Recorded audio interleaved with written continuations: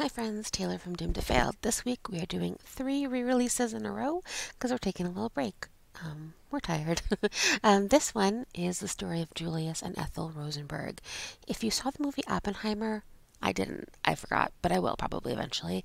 I think they're mentioned, or they may not be, but either way, Ethel's brother did work on the Manhattan Project and shared some information with them, and it's still, I think, a little bit up in the air whether or not what they did was actually legitimately spying, but it sounds like they did it and they were executed in the United States on the same day. And it is a big deal to have a married couple. There's a lot of, you know, communist sympathizing and post World War II just stuff that, we all kind of went through. I mean, I didn't because I wasn't there, but like, we're recuperating from it probably forever here in America. Anyway, enjoy this episode. If you have any questions or any thoughts, we're at doomtofailpod@gmail.com and at doomtofailpod and all the socials. Hope you enjoy our re-releases this week. In the matter of the people of the state of California versus Orenthal James Simpson, case number BA097. And so, my fellow Americans, ask not what your country can do for you. Ask what you can do for your great. country. I don't think you do. That's super sad. Bloody good. So, what do you have for us today, Taylor? Okay, well, I mentioned that our thread between our two is being executed and for crimes. So we will talk about that. And I wanted to ask you a question, Fars. In the world right now, what are you afraid of? So I have 3 things that are part of this story that are sort of evergreen existential threats that people are afraid of. I have a new one that I'm afraid of, but right now, is there anything like globally that you're afraid of? Globally that I'm afraid of. Mm-hmm. Global awfulness. What could I think, ruin the whole world? okay, like obviously like a nuclear bomb going off. That's it. Ding, ding, ding, ding, ding, ding, ding, ding. That's the correct answer. Okay, well there you go. So today we're talking about 3 things that you should be afraid of. One is communism, but not really, because communism is just a red herring for other things. 2 is nuclear war, which I am very scared of. And 3 is electric chairs. So like you're not probably going to die in an electric chair, but we'll talk about it and how awful it is. So those are 3 things that are scary. I'm also currently afraid of AI, just in general. I'm kind of afraid of everything. So just wanted to put that out there. So Taylor, do you think that if we were to go to war, that they would use, like the other country would use nukes on Joshua Tree? I don't, well, okay, we'll talk about that in a second. I don't think I think I'm close enough that, yes, I think I'm fucked, but we'll talk about that Okay. in a second. Okay. So today we're going to talk about Julius and Ethel Rosenberg, who are 2 American citizens who were killed in the electric chair for selling nuclear secrets to the Soviet Union. I don't know if selling is the right word. They gave them to the Soviet Union. So some of our red flags for this couple, they seemed like a pretty normal couple. Like they, loved each other. They had 2 kids. They were pretty like, innocent looking, innocent seeming. But the red flags are, they're communists, card-carrying communists in America in the 40s and 50s, which is not like a great thing to be because it is McCarthyism. People are mad at communists. And they went further than just, attending rallies and wanting like a more socialist, equal society, like a lot of young communists did, because the actual red flag is they were spies. So being a spy is not good for your family, especially in this case. Some of the sources that I use, I listened to a podcast called Civics 101 about espionage and the Rosenbergs. I watched half of a documentary that their granddaughter made. She made it in the early 2000s. It's called Heir to an Execution. And I only watched half of it because she was very much like, they're innocent. I can't believe all this happened. And like, they're not innocent. Like, I know that like nobody wants their grandparents to be Soviet spies, but they were. It's a way cooler story than they're innocent. Like Do you I would, think? yeah. It's I like who agree. cares? It has no impact on you in today's Like right it's now. over. I mean, yeah, I think it's kind of cool rather than being like, let's exonerate them, being like, yeah, they were spies. They did all this cool spy shit. It was bad, but yes. Um, and then I also watched an American Justice show on the Rosenbergs, and then Wikipedia and ChatGPT for some filler. So those are my sources.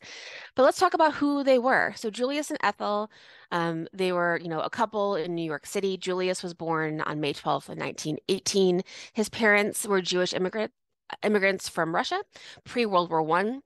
And they ended up living on the Lower East Side, which is an awesome neighborhood where I lived as well. It definitely has its ups and downs, and this is like a downtime for New York City. It's, depression time. It's not great. But Julius went to City College of New York. He had got a degree in electrical engineering, and he began to get involved into left-wing politics while he was in college, and mostly like labor activism, protests against the rise of fascism. So all stuff that we're seeing now, people trying to unionize and not be fascist. So similar times repeating itself. Ethel was born Ethel Greenglass in 1915. She was also interested in the arts. She wanted to be an opera singer. By all accounts, she was really good at it, wanted to be like an actor or a singer, but ended up being a secretary. And she started to get interested in labor relations. And she met Julius when she joined the Young Communist League, where he was a leader in like So, is this not the point in time when it's dangerous to join the communists? yeah. Okay. So they knew Yeah, what they were doing. They were agitators. yeah, yes, yes. So we're coming up to the time when, Senator McCarthy is doing the the Red Scare on like a federal level, and this is like in New York City, so they don't cross paths with him, but he definitely, you know, tainted the water for being a communist being like a bad thing. And there's like some like stock footage, I think, in the documentary that I watched where, you know, there's like a communist parade and they're like, join the Communist Party, and people are like jeering at them. So it's like a thing. It's also, wait, actually, this is actually kind of what I'm going to come up next is so Julius and Ethel were married in 1939. She was 24, he was 21. And it was a hard depression time, crazy poverty. You see people on bread lines, like nobody has a job. So there's a lot of radicalizing for a lot of people. And communism was attractive because it has the ideas of like an ideal society where everybody, shares what they have. So there's no more starving people on the street. Wait, And Taylor, yeah, can I sidetrack you real quick? of course, What do you think about communism? I think it's a good idea. But I think you shouldn't have someone in charge who takes all the money, which is like what we're doing now with capitalism. But I do think that you should take care of each other. So I mean, I feel like I would say more like democratic socialism is more sense in practice. But I like the idea of not letting people starve and not having billionaires. Okay, What fair do you enough. think? I think that it's a great concept if you completely negate human decision making and will and Yeah, desire exactly. out of the equation. Yeah, because there's always going to be someone who wants more or Yeah. whatever. And like I do too. Like I don't want to, you know, yeah. But I do like the idea of not letting people starve. If we were better, it would be a great concept. Yeah, exactly. Exactly. People can't handle it. I No. think is a good thing to say. Yeah. And so actually I have a quote from J. Edgar Hoover about communism. And he said, communism is in reality is not a political party. It is a way of life, an evil and malignant way of life. It reveals a condition akin to disease that spreads like an epidemic. And like an epidemic, a quarantine is necessary to keep it from infecting this nation.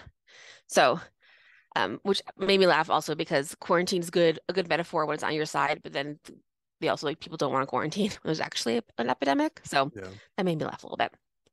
So they're in this place where they're idealizing young communists, dreaming of a socialist country, and they believed that the Soviet Union was the answer to this problem.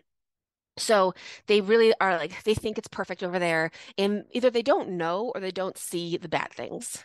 So either they like didn't see all of the starving, like millions of people starved to death during the war, or they didn't see all the poverty and the things that are happening under communism over there. So they just really think it's perfect. And in theory, I wrote, in theory it makes sense, but it doesn't work because people are awful. What we just talked about. Yep. Um, so they get married at the beginning of World War II, and almost right away, the crime part of their story starts. So their case became a symbol for fear and paranoia around the Cold War, around communism. And many of their supporters said that the Rosenbergs were kind of set up for political witch hunt. It's been kind of a controversial case, since it happened, and we'll talk about exactly what that means. But there are, despite all of the ongoing debate, and I'll just say this now. So like there's some stuff that was released in the mid 2000s. So despite all the back and forth since their case for like 50 years or so, the stuff that's released pretty much proves that they did do it. They were Soviet spies. Julius, he definitely was involved in passing nuclear secrets to the Soviet Union, and it confirmed that he had a central role in this espionage. So they definitely did the thing that they were accused of. And then the question is like, what about the zeitgeist around their story? You're We'll gonna talk. get you're gonna get into how they had access to this material, right? Yeah. Okay, Mhm. okay. Yeah. So here's what were they accused of doing and how did they do it? So it involves like their whole lives, all the people that they know, and they were convicted of conspiracy to commit espionage and passing atomic secrets.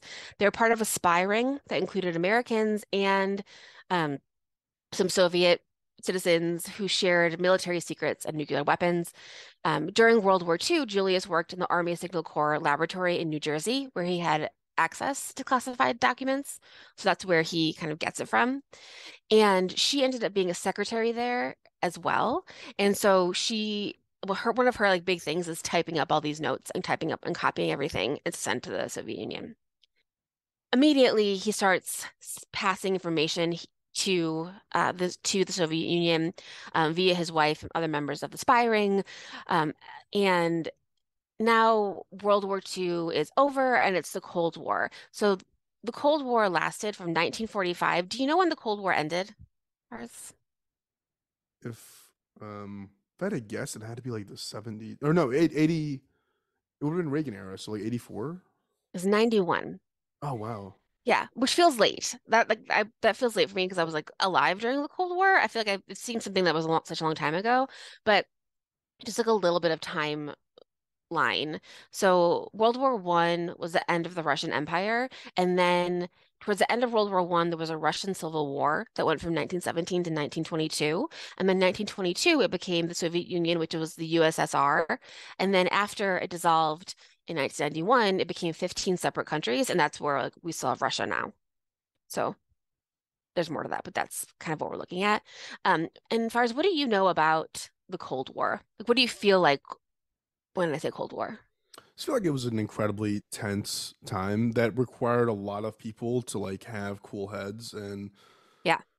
Yeah. um I've seen so my one of my favorite movies, my favorite like historical movies that's kind of stupid to say that way, is 13 Days, which has Kevin Costner in it.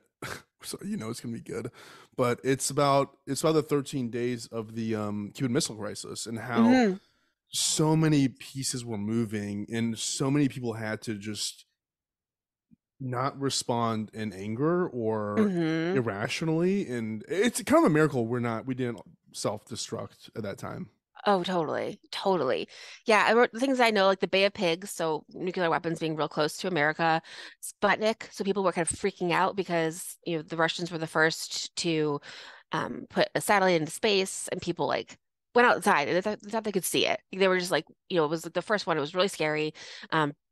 It was a race to the moon. There was all this stuff in Cuba. So yeah, exactly. A lot of fear about nuclear war, a lot of like hiding under desks and like at school and trying to figure out like what would happen if it happened.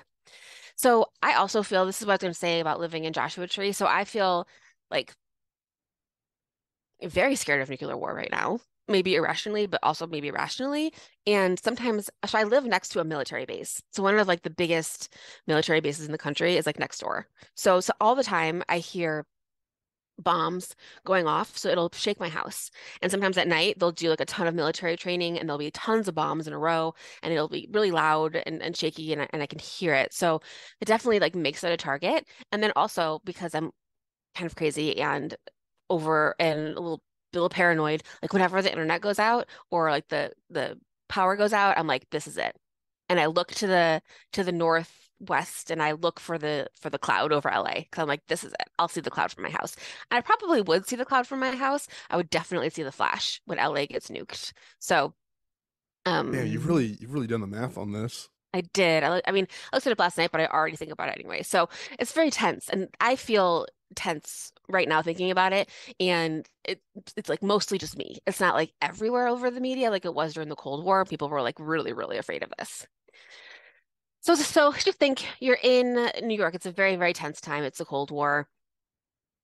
Things are scary. The World War II just ended, but it didn't like end everything. And so Julius and Ethel, during this time, they're just living their lives. They have two sons. If you saw them like out on the town, you wouldn't think twice about them. And a lot of it is still speculation, like what they did. But again, like I said, they did it. They were spies. I watched the doc in the doc with a granddaughter, where she was like, I wish that like, they could be exonerated, but they're not. So Julius becomes involved in the Communist Party. It's believed that in 1942, so they've been married for a couple of years, is when he made contact with Soviet intelligence agents and started to pass secrets. Some of the things that he is accused of doing, sharing secrets with spies, and one cool thing that they did is they would be like, okay, you have to meet your like the spy fars, in this place. So they would take a Jello box and cut it in half in like a weird way, and then you would take half of it, and then they would give the other half to the person you're supposed to meet, and you would know it was them when your Jello boxes matched up. So you got to just keep going up to people with Jello boxes and like Yes. tap the Jello box and see. Yes, That yes. seems a little bit suspicious, but That's how you know you're talking to the right person, like the right person on the other end. He shared thousands of documents about jet fighters, missiles, like all those things. So during this time, like right after World War II, especially, we were still, and during World War II, we were still allies with the Soviet Union, but we weren't sharing secrets. So like during World War II, we were friends, but also like after World War II ends, then the Soviet Union stops being an ally. And as a child of the 80s, which is the Cold War, apparently, I just learned now, I always pictured, Stalin and the Russians as the bad guys. And so I was surprised when, to see the pictures of him and FDR and Churchill together. I think this was one of those the enemy of my enemy Yeah, type things. absolutely. I don't think that they actually wanted to be on friendly terms. I think it was like we got to defeat Germany, so let's just Yes. get it together. Yes. There are some fun stories of like Churchill and FDR going to Russia or like the USSR to meet with Stalin. And when they get there, Stalin's like, come and stay in our nicest castle. And it was like awful. And Churchill's like freezing and like in his underwear trying to find like vodka, just like that. That sounds delightful. That could be fun. That But sounds like it could be a little movie comedy show. yes, yes. I think that, I mean, for better or worse, I would like a comedy of Churchill just like running around in his underwear because he did that a lot. I think that could be delightful to watch. So now like when he starts actually passing this stuff, we're actually in the Cold War with the Russians. So they're definitely like the enemies at this point. And another big part of the story is that Ethel's brother was actually working on the Manhattan Project in Los Alamos. So he was like in it with like the creation of the nuclear bombs. So in 1947, the FBI begins investigating them and other card-carrying communists for suspected espionage. They were arrested in 1950 and charged with conspiracy to commit espionage. David Greenglass, who's Ethel's brother, who worked at the Manhattan Project, is arrested first and then just rats out everybody. And David Greenglass lives for a long time. He dies in like 2004. So he definitely like sold out his fellow spies so that he would get a lighter sentence. And in 1951, the Rosenbergs are tried and found guilty of espionage. So when they go through their things and find all the things that they shared with the Soviets, they do find a cross section of the Fat Man bomb, which is a bomb that was dropped on Hiroshima. And then also in the documentary, the granddaughter, she sees that picture in the National Archives, and she's like, "Oh my gosh, like." There's no way that the Soviets could have made a thing from this one little picture. And you're like, no, I feel like any nuclear secrets sharing is bad. Yeah, like, there's not a gray line. Yeah, there's no like, oh, this doesn't seem like a big deal. Like, no, it's a big deal that they even had that connection at all. Yeah. Like, it's a big deal. So they're sentenced to death, and it's a big cultural moment because actually the Rosenbergs are the only people to be executed for espionage during technically peacetime. And so it was a Cold War, but it wasn't like an actual like during the World War where people were executed, like, kind of a lot. So it's a big cultural moment. Some people are really, really mad at them for sharing these secrets, and I'm mad too. Like, I get it. Some people think they're innocent, and some people is like, how mad are we that we need martyrs? Is the punishment equal to the crime? Was there a crime? Did the brother throw them under the bus? So they look so nice. So there's so many things that people are, going back and forth upon, but, they did it and they were guilty. So it also comes up. Do you ever read The Bell Jar by Sylvia Plath? No. So it's like a book about like a woman who's depressed. It's very, there's a lot more to it, sure. But she also thinks about the Rosenbergs a lot. And so in the beginning of the book, she's like reading the paper and she sees that they've been executed. And it kind of brings up this feeling of isolation that could happen to anyone. So that is kind of like the cultural feeling is like, well, anyone could be convicted of being a spy. Like it could be anyone. It could be your neighbor, kind of like making people more suspicious of each other as well. I don't know. You just look at your W-2. Does it say Los Alamos nuclear bunker on it? Like, if it Right. doesn't, then you're probably not likely. Totally. I was wondering, Taylor, is any like, given the time period that we're in, was there any hints of like maybe anti-Semitism played into the severity of their punishment? You know what? I didn't look that up, but possibly. Because it's definitely that also like another form of like being the other, I was gonna say, and there's so many otherisms here. Like, yeah. you're communist, that's otherism. You're Jewish, that's otherism. Like, Totally. Yeah. I would imagine probably, yeah. but I didn't like read that specifically, but that's a good call out and a good question. Um, so in 1953, they're executed in the electric chair at Sing Sing prison in New York. Do you know what happens when you're executed via the electric chair? So your heart stops. I'm not sure what the mechanics and physiology of that are, but I think that's how you ultimately are killed. Yeah. Did you ever see or read The Green Mile? Yes. So remember how like he like doesn't do the sponge Yeah, on the yeah. guy's head and then it's like catches on fire. So like a wet sponge needs to be involved. So the electric chair was first used in the United States in the late 19th century. So it involves strapping a person into a chair, electrodes attached to their head and legs, and then administering a powerful electric shock. So the wet sponge stops it from catching on fire, which is crazy. And so there's usually two shocks. When the first switch is flipped, an electric current goes through your body, which causes the muscles to contract, and then you pass out. So it just like shocks you and you pass out. And then the second switch is the one that like kills all your organs. Like you said, like it kills your heart, kills all your organs, and then you die. It can also, sometimes people, get like severe burns and other injuries, like while it's happening. Like it's a very cruel way to die. And Julius's went fine as far as electric electrocution goes, but Ethel's did not. So she actually had to be shocked 4 times before she died, and people saw smoke coming out of her head. So it was pretty awful. The first jolt didn't render her unconscious. It took a couple more to end her life. The electrodes were not properly placed, so the electricity, rather than going to her vital organs, went to her head. So it's an awful way to go. And so it was publicized that it was a botched execution, which definitely made like the debate even stronger as to be like, why are we executing these people? Why are we even doing capital punishment? All of that.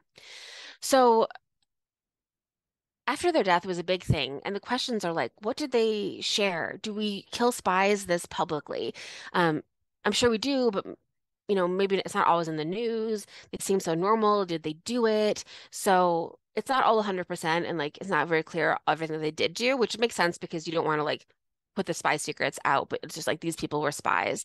So in around 2005, the National Archives and Records Administration released a portion of the grand jury testimony. So it shed some new light on the case and gave us some more details. So it did confirm that Ethel knew what she was doing when she typed up the documents. So when she typed up and copied the secrets that Julius was stealing from work and her brother was stealing from Los Alamos, she knew what she was doing. It confirmed that Julius was a big part of a spy ring.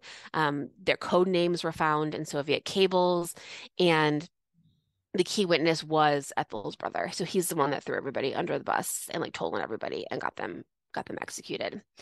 So that makes it all true. And then some of the questions that like I kind of want to end with is like, so the red flags are like they were spies and they were sending secrets to the Soviet Union, which was bad. But they believed they were doing a good thing because they believed in this like utopian idea of like socialism and communism, and they thought that that's what was happening. So were they just like people who believed in a perfect society? Were they traitors? Were they scapegoats for, this Cold War era thing? And in the end, I think you kind of believe what you want to believe. I think they were kids when they started. They believed in a perfect society, but obviously crossed the line when they shared secrets. And a question that I had like late last night thinking about this is, what is okay spying? If you want a better world and you're spying for a better world, like is that justifiable? But once you open the door to nuclear secrets, then I'm like, then that's a hard no, because I don't want anyone to know anything about nuclear secrets. I don't want anyone to do it at all. I wish that there was never any nuclear anything. So um, that's where I think like for me, I'm like, okay, well, I don't know if the public execution essentially was, the right thing to do, but also I'm like they definitely did, a bad thing, um, whether they knew they were doing it or not. You know what I mean?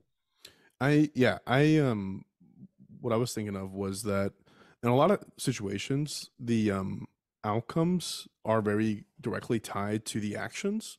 Hmm. So, for example, like with Lee Boyd Malvo or with John Muhammad getting executed, it's like that was directly tied to you did a really, really bad thing.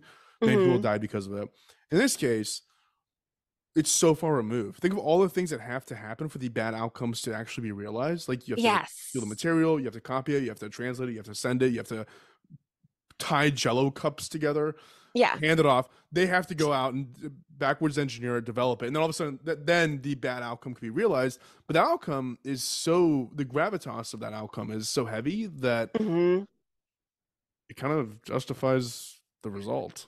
Yeah, totally. It's like exactly. So like the things that you're doing aren't you're not shooting someone from the back of a car. Like you're not like doing things like that. But what you're doing is directly going to affect, no matter how long it takes, the possibility of like global annihilation, Yeah, and like this, and then that obviously like then we have this tense Cold War for 40 years. Then we have today when there's like I just like hit my microphone. We have today when there's like balloons and whatever all this stuff means, but it's pretty scary. And I think the Rosenbergs had like a direct effect on getting those secrets and getting that stuff over to the Soviet Union. So um, it's a scary thing that they did, and then whether or not they like realized the global implications, I think that yeah, you're right. Like they did a bad thing. yeah. So I for I, again, I don't. Me and Taylor don't talk about what we research ahead of time. Like I had long ago looked down this spy rabbit hole, and I remember thinking this same thought about this guy named Robert Hansen. I don't know if you've ever heard of him before, Mm-mm. but he was an FBI intelligence analyst, and he did the same thing. He passed on. I don't know what. It was a long time ago. I don't remember what exactly he passed on, but I remember reading about his punishment. At first, I was like, man, that's heavy. Yeah. He was put in ADX Supermax in Florence, which I don't know if you know much about that, but it's a terrifying place. It sounds like that's where That's right. the Yeah. 9/11 people ended up. That's where Timothy Hmm. McVeigh, Ted Kaczynski, El Chapo. Like it is, you are a dead human walking Yeah. there. Like it is the Hmm. worst of the worst punishments. And yeah, at the time I was like, that's so heavy. But Extreme. Yeah. but then you look at like again the downstream impact of the decisions that guy made, and it's like kind of makes sense. Yeah. Kind of makes sense. And like maybe he didn't even know imagine that was going to be the outcome. Yeah, You know, maybe. but like those little things and like they snowball into potentially being a really, really, really bad thing. Yeah, Yeah. yeah. So hopefully this this episode gets published tomorrow and we're not annihilated by nuclear war. But we'll see. It could be today, Wait, which is why I'm sitting under my desk. Okay. how are they doomed to fail? I think because they started with this idealistic view of the world and being better, but they didn't have all the details. So maybe the doom to fail is not knowing all the details because they thought that the Soviet Union was this perfect place when it wasn't, which we know, and they were very idealistic, and so they just went down this path of trying to get somewhere that was uh, impossible. It was impossible to, have a perfect communist country, and it's impossible to, have a better world with having nuclear secrets shared, like keeping nuclear secrets hostage and like kind of glooming that above everybody, I think is not a way to peace. But I think that they were doomed and like they really wanted a peaceful world and they thought the way to do it was to kind of equalize this threat and once they kind of did that, there was no turning back, Yeah. you know? And they died on the same day. Their poor kids ended up in like homes and they're, just they're like, my mom was a normal mom, but you're like, well, she wasn't. Yeah. Yeah, kids. If you think your ideology is worth doing anything for, chill out a little bit. For real. That's like 100%. Yes. It'll all be okay. Like the pendulum always swings. I know that everything seems like the biggest steal possible. It Yes. always swings. Yes. Yes. And if someone starts to recruit you to doing things that are like secret, then like you're probably gonna be in trouble Yeah. and you should calm down. Yeah. Yeah. So enjoy your glass of vodka. Oh, I know I do need some vodka. I'll buy some for when I do see that mushroom cloud. It's 9:31 a.m. over there, isn't it? Yeah, it is. I don't have any vodka, but I can go buy some. Good. Good. Okay. Well, thank you, Taylor, for your Oh, story thank you, and Fars. for I'm glad. I think those tied together. I think we're talking about, you know, some big things and why people do go off the edge. maybe we So should good for talk us. about what we're gonna maybe we should discuss our topics before we do them. We could do that. I mean, yeah, but like I don't want to change my topic because I just can't research two things in a week. Yeah, that's fair. That's fair. We'll figure it out. We'll figure it out. But thanks everyone for listening, and thank you for your feedback, and thank you for your reviews on Apple Podcasts. Please do that if you haven't already. Please tell people. I'm trying to tell everyone that I know, but please tell more people. Email us at doomedtofailpod@gmail.com if you have any ideas. Follow on social media at doomedtofailpod. Thanks, Taylor. Thanks, Fars. I hope you feel better. I hope so too. I'm gonna go ahead and kill the recording. Okay, great. Bye.